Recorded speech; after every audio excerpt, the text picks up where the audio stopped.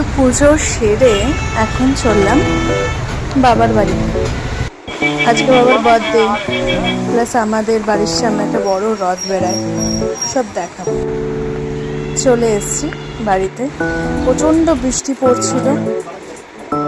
বাড়িতে এসে দেখি আমার দিদি আমাদের ঠাকুরঘরটা খুব সুন্দর করে সাজিয়েছে, ঠাকুরদের পুজো করছে।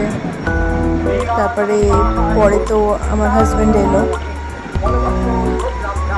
তো আমরা দুজন দেখতে চলে গেলাম রথ।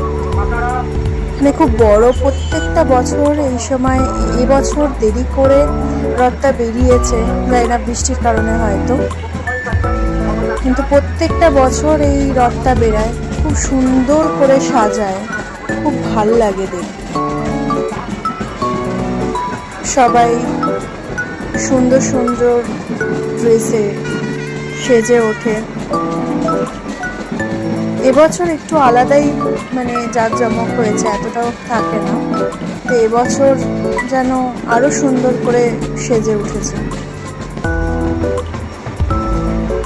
সবাই। এখানে এই রথটা আসে, I think, I am not sure, but আমার মনে হয় আমার বাড়ির সামনে এই রথটা যায়, আই থিঙ্ক নপাড়া থেকে আসে, এটা আমার ঠিক জানা নেই। কিন্তু এখানে খুব সবাই সেজে ওঠে, কিছু কিছু রিয়েল সাধু বাবারাও থাকেন এখানে, যারা এই যাত্রার সাথে থাকে। অনেকে নাচ গানও করে।